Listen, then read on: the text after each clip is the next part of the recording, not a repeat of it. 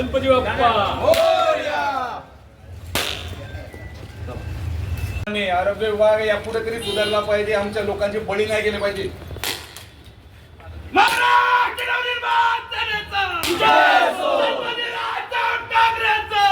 महापालिका महापालिका आरोग्य विभाग आरोग्य विभाग महापालिका महापालिकेचा विकार असो. आरोग्य विभाग आरोग्य विभाग महाराष्ट्र नवनिर्माण सेनेचा विजय असो. पालिका प्रशासन मुर्दाबाद मुर्दाबाद मुर्दाबाद पालिका प्रशासन मुर्दाबाद मुर्दाबाद मुर्दाबाद.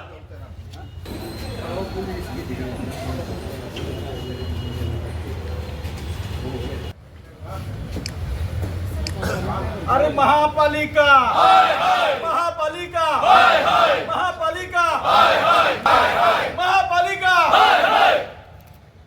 डेंग्यूचा बळी घेतलेल्या महापालिकेचा विकार असो. अधिकारी निलंबित झालेच पाहिजे झालेच पाहिजे झालेच पाहिजे. आरोग्य अधिकारी निलंबित झालेच पाहिजे झालेच पाहिजे झालेच पाहिजे. आरोग्य विभाग आरोग्य विभाग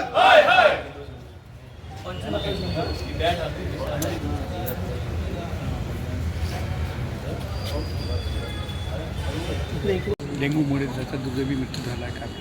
खरं तर कालच आम्ही आयुक्तांची भेट घेतली होती. आयुक्तांना संपूर्ण परिस्थिती सांगितली होती, परंतु त्यांच्याकडे कालही आकडा नव्हता, आजपर्यंत कुठलाही आकडा नाही.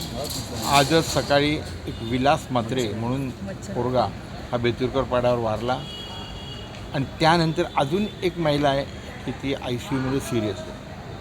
अजूनही प्रशासन काय जागं होत नाही. आमचं म्हणणं आहे की ज्या आजूबाजू जिथे हे प्रकार आहेत आणि डेंग्यूचे पेशंट मिळत आहेत, 100 ते 150 पेशंट आज फक्त बेतुरकर पाड्यावर आहेत. तर ह्या भागातली जेवढी काही बांधकामं असतील आणि ओपन लँडची काय असतील तर त्या संदर्भात त्यांना एक नोटीस पाठवावी आणि ती बांधकामांची सगळी पाहणी करायला आजचं प्रशासनाने हवी होतं, परंतु आजपर्यंत कुणी अजून गेलेलं नाही. कुठल्याही प्रकारच्या नोटिसा काढल्या नाही. तर ते आमचं म्हणणं आहे ही मागणी. आणि दुसरं महत्त्वाचं एक की आम्ही ज्या आरोग्य अधिकाऱ्यांची काल चर्चा केली त्यांना मला एक नवल वाटलं की एवढे मोठे आरोग्य अधिकारी असतात त्यांना काय बोलताच येत नाही, त्यांना काय विषय कुठला आणि त्या काय बोलतायत.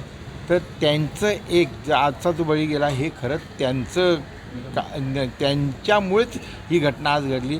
तर तो पोरगा होता, तो महापालिकेच्या रुग्णालयात ॲडमिट होता 2 दिवस. त्यानंतर तो उलटा सिरियस झाला, नंतर दुसऱ्या खाजगी रुग्णालयात गेला. आणि आज आमचं याच्यात तुमच्या माध्यमातून मागणं आहे की आरोग्य अधिकारी जे शुक्ला मॅडम आहेत त्यांचं निलंबन झालं पाहिजे.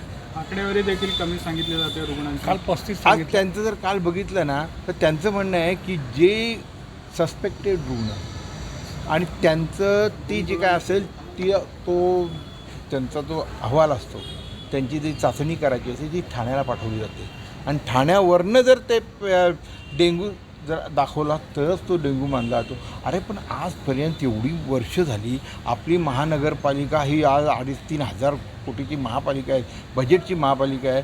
आजपर्यंत आपल्याला अजूनही ते पेशंटची काय रक्ताची चाचणी तिकडे ठाण्यावरून आल्यानंतर तुम्ही असं त्या मॅडम बोलले ना आम्हाला. म्हणजे ही आजपर्यंतची परिस्थिती आहे का?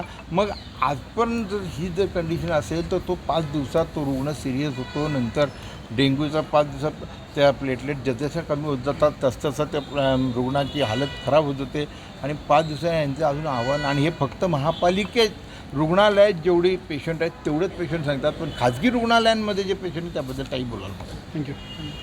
दुर्दैवी मृत्यू झाला. तसे इडापिडा टळू दे आणि कल्याण डोंबिवली महानगरपालिकेच्या नागरिकांचं आरोग्य सुधरू दे यासाठी आज आम्ही कल्याण डोंबिवली महानगरपालिकेचे हे गेंड्याच्या कातडीचे बसलेले अधिकारी आहेत यांना नारळ फोडलेले की पावसाळा आला की माणसं मारण्याचा कॉन्ट्रॅक्ट सुरू करतात. ते दरवर्षी यांना किती निर्लज्जसारखं आज आम्हालासुद्धा कंटाळा आलेला आहे की यांना किती शिव्या द्यायचा आणि किती यांच्या मागे लागायचं. पावसाळा आला की खड्ड्यामध्ये अपघात होतो, कोणाला तरी घरची चूल विजते. तसं डेंग्यू मलेरिया असे खूप पेशंट तयार असतात आणि मृत्यू. आज बेतुरपाड्यावर यंग एकदम म्हात्रे 30-35 वर्षाचा तरुण आहे, एकुलता एक मुलगा आहे, घरचा कमवणारा एकच आहे.